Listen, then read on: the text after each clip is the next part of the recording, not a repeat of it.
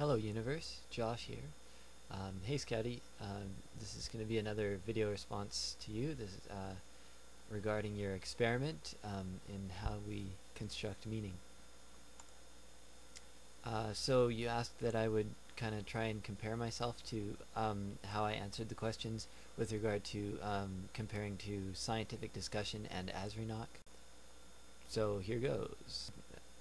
Let's see, Azrienoch and I'm going to shorten his name, I think. I don't know his real name, Scientific Discussion. I'll call him Holden, after the character from Chasing Amy.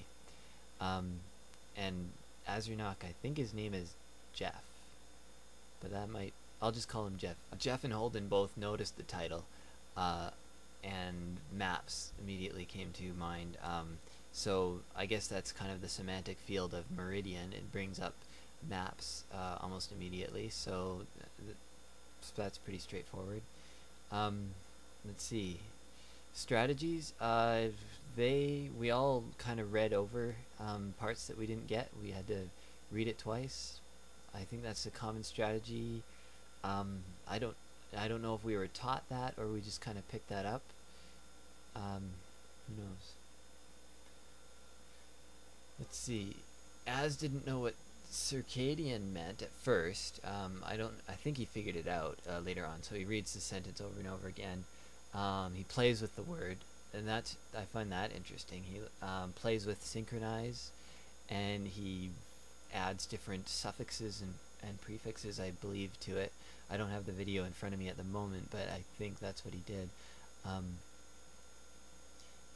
I'm not sure if the same thing really happened with Holden at all, or Scientific Discussion, whatever his name is. Okay, I also noticed that there's kind of a strategy in conveying meaning, and that is when you do introduce a term, if you think somebody might not be familiar with it, you would include an example, and this is something we always do when we're trying to convey an idea, and this is what they did with synchronizers. And to us, at first, synchronizers was like, what is this? What does it mean? Sure, synchronizers, and then they give examples of how they intend to use it. They give examples of, I don't remember what they gave examples of, but I think it was daytime activities or something. Okay, here's the next thing I noticed was that both Az and myself noticed we picked up the word jet lag fairly early on into our reading. We said, oh, this is jet lag, and it's kind of an aha moment. Oh, whatever that word means. Oh, I think we both came to that. Oh, this is jet lag. It wasn't that word, that two words never appeared in the text. So we kind of had to infer it, but that created a context for us. Now, Holden, or SD, or whatever his name is, never saw that, never noticed, never said jet lag, never said that word, those words. Maybe there's a similar equivalent term in Danish, I don't know. To my mind, that the lack of a term in Holden's reading of the material actually hindered his investigation, but then when I look at that again, I'm wondering if that's actually really true, and whether creating a context is actually a way of artificially inducing a false sense of security in knowing the meaning of something. Basically, the term jet lag provides a semantic anchor for us that we can then move on to the rest of the text, having that in place. But I didn't see that in evidence in Holden's analysis. Okay, the next thing I noticed was that looking up words wasn't really important to us. I mean, I guess as part of the instructions, we weren't supposed to refer to any other text, which we all assume includes dictionaries, and I think that's correct. However, we did manage to create meaning, or Az and myself managed, and both Az and myself were able to create meaning without using a dictionary. We were just able to infer from the context the meaning of the word, and from our previous knowledge and such. We didn't actually need to go to a dictionary. And then there's this whole maxima minima thing, which when Azrienoch encountered it, I think he kind of just ignored it, and he wasn't sure what the meaning in this context was. So basically, I think, as far as I can tell, he just ignored it, and that's his strategy there, which you did mention as strategy. And another thing I noticed about Jeff, or Azrienoch, is that he mentioned more than once, I think, that something was interesting when he first read it, and then later on he kind of revised and said, no, it's not really so interesting anymore.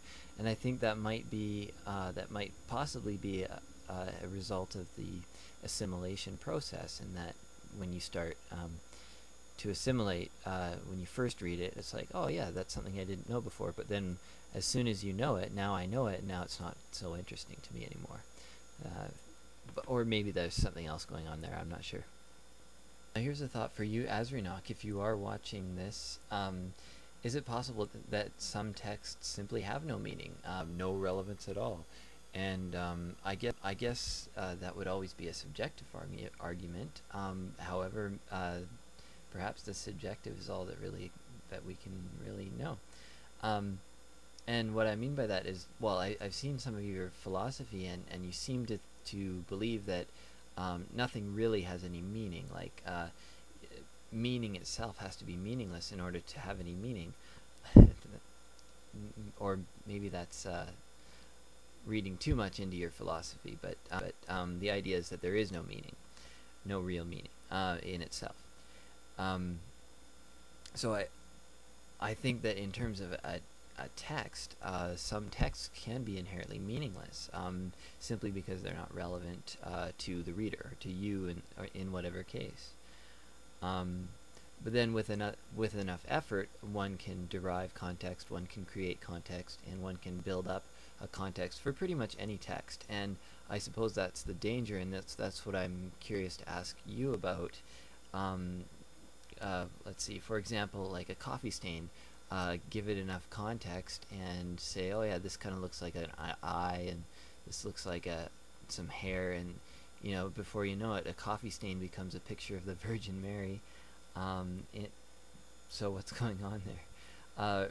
And if you see what I mean, it's almost like there's a fear with engaging with texts, because there's a risk that the context that you're building and creating is not real. It is artificial, and it might not be the text at all that you're looking at, but really just you're looking through the text at a mirror back at yourself, or something like that, because you are attempting in all these ways to create context. And if there's nothing to build, if the text doesn't actually have any substance, then there's no point, or any effort that you do make is going to just be self-defeating. So I'm curious if that your philosophy regarding meaning would be what's causing you. I don't know if you were being facetious when you said, oh, I don't read, because I think you do read, as far as I know, but in a way that's true, because there's of getting into a text and getting really absorbed by it, and so that basically it becomes us, we become part of it, and ourselves. I mean, once we commit ourselves to acquiring a certain level of meaning from, how much does that text become, and doesn't it become impossible to divorce it from ourselves? That is, our belief in a self called I. You committed yourself to this text, but only as far as in this experiment. But if you were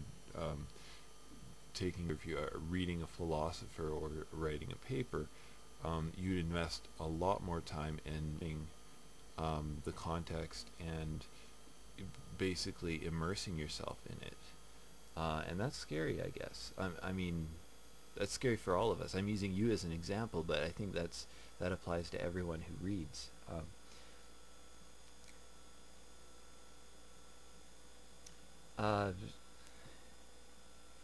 Maybe it's always better to simply get a superficial reading of any text, because going any deeper would be risking seeing virgins where they don't exist, or whatever, reading meanings that aren't actually in there. Okay, so I'm going to stop this video now and continue in another video after this.